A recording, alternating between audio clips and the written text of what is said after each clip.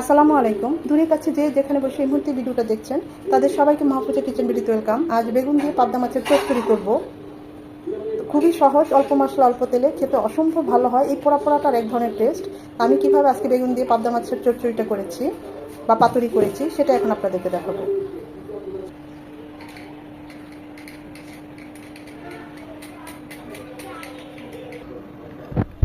করলা ভাজি করেছি, সাথে ডাল পাতুরি করেছি, আর সাথে তো এরকম পাবদা মাছের চচ্চড়ি তো আছেই।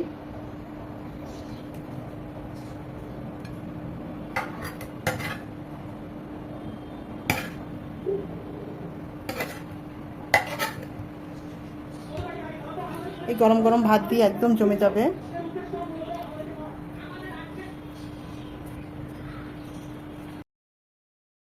বেগুন দিয়ে পাবদা মাছের পাতুরি করব বা চচ্চড়ি করব, যে যেভাবে বলে। এখানে আমি ভালোভাবে পাবদা মাছ কেটে আর কি ভালোভাবে ধুয়ে নিয়েছি, পানিটা ছড়িয়ে নিয়েছি। 8 পিস পাবদা মাছ নিয়েছি। দিয়ে দিচ্ছি হলুদ গুঁড়ো, লবণ, 1 পিস লেবুর রস, এটা অবশ্যই দিবেন।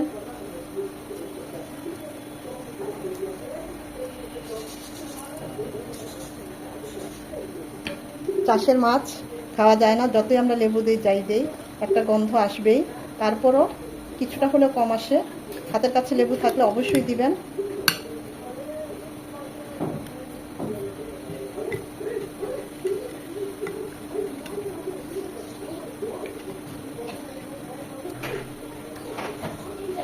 রেস্টে রাখার কোনো দরকার নেই, অন্যান্য কাজ করতে করতে আমাদের এমনি রেস্ট হয়ে যাবে 3-4 মিনিট। আমরা এখন চুলায় চলে যাব।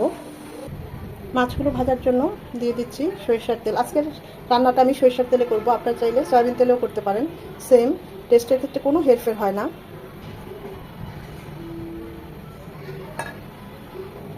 খুবই হালকা করে মাছগুলো ভেজে নেব, 1 মিনিট করে।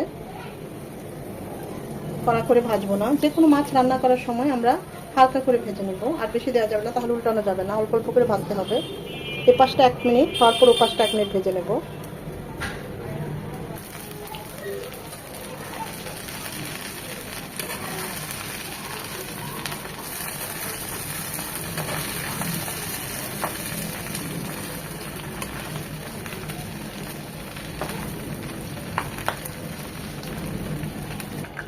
মাছগুলো ভাজার ক্ষেত্রে প্রচুর ছিটে আসবে, অবশ্যই ঢাকনা ইউজ করবেন। এভাবে করে সবগুলো মাছ আমি ভেজে নেব।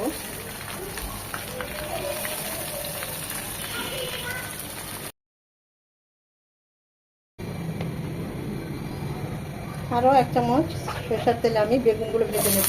বেগুনগুলো এরকম করে কেটে নিয়েছি। আপনারা চাইলে কষিয়েও দিতে পারেন, আবার একটু ভেজে দিলেও দিতে পারেন। ভেজে দিলে হয় কি একটা ফ্লেভার চলে আসে, টেস্টটা খুব ভালো আসে। পুরোপুরি ভাজবো না, মাছের মতো ঠিক 1 থেকে 2 মিনিট হালকা করে ভেজে নেব। এখানে আমি লবণ বা হলুদ কিছুই দেবো না, জাস্ট একটু ভেজে নেব।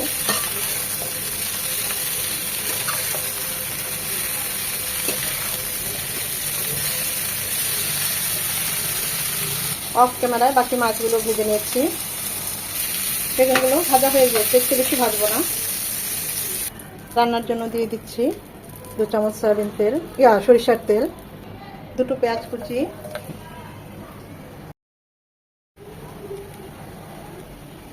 পেঁয়াজটা নরম হয়ে এলে, একদম লাল লাল হওয়ার কোনো দরকার নেই, এরকম একদম নরম হয়ে আসলে, মানে শুদ্ধ শুদ্ধ ভাবটা যখন চলে আসবে,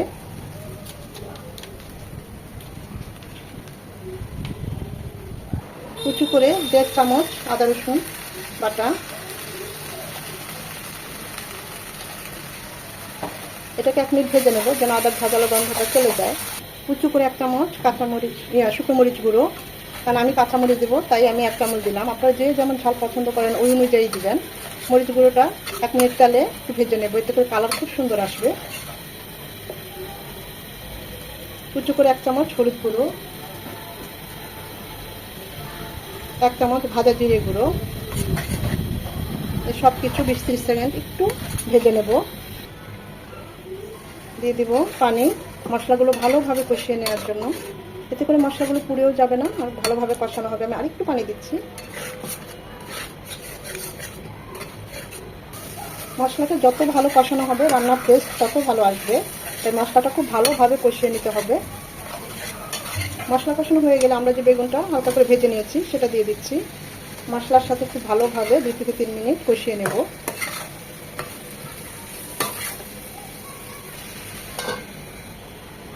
আমি এখানে 1 কাপ ফুটানো পানি দিলাম। ঝোলটা যে যেমন রাখতে চান ওই অনুযায়ী দিবেন। আমি আরেকটু ফুটানো পানি দিয়ে দিচ্ছি। ক্যামেরাটা অফ হয়ে যায়, বুঝতে পারি না কখন অন হয় কখন অফ হয়ে যায়। অনেক কিছু বাদ পড়তে পারে, কথার অসামঞ্জস্য থাকতে পারে, ক্ষমা সুন্দর চোখে দেখবেন। পানিটা ফুটে আসা পর্যন্ত অপেক্ষা করব। 2-3 মিনিট পর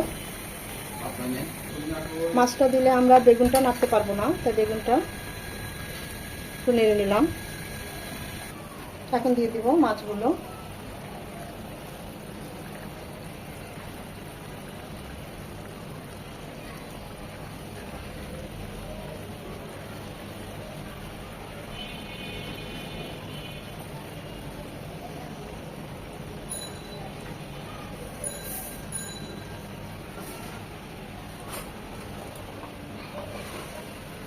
দুটো কাঁচামরিচ মাঝখানে কেটে দিয়েছি, আর বাকিগুলো আস্ত দিচ্ছি। খুব বেশি ঝাল হবে না, আর বাচ্চারা খাবে।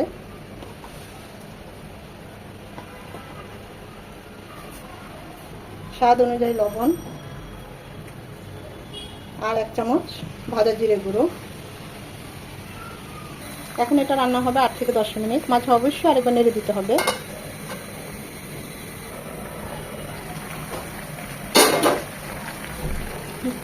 ঝোলের মধ্যে মাছগুলো ডুবে আছে, আবার সফট মাছ, তাই উল্টে দিলাম না। আপনারা চাইলে মাখো মাখোটা রাখতে পারেন। আমি আরেকটু টানিয়ে নেব। খেয়াল রাখতে হবে নিচে যেন ধরে না যায়। টেস্ট করেছি, সব ঠিক আছে। এই পর্যায়ে লবণের ঝালের টেস্ট করে নিতে পারেন। এটা আরও 4 থেকে 5 মিনিট হবে।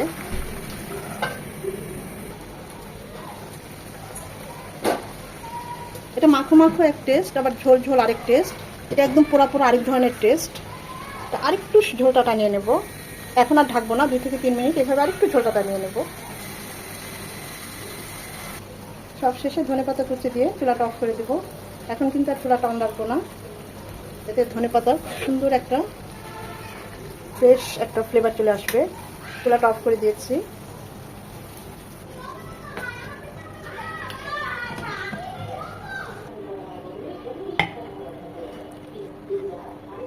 বেগুন দিয়ে পাবদা মাছের চচ্চড়ি আশা করি আজকে আপনাদের ভালো লেগেছে। যদি ভালো লেগে থাকে অবশ্যই একটা লাইক দিবেন, বেশি বেশি করে শেয়ার করে দিবেন, আর গঠনমূলক কমেন্ট করবেন। সময় নিয়ে ধৈর্য নিয়ে যারা এতক্ষণ ভিডিওটা দেখেছেন তাদের সবাইকে আন্তরিক ধন্যবাদ।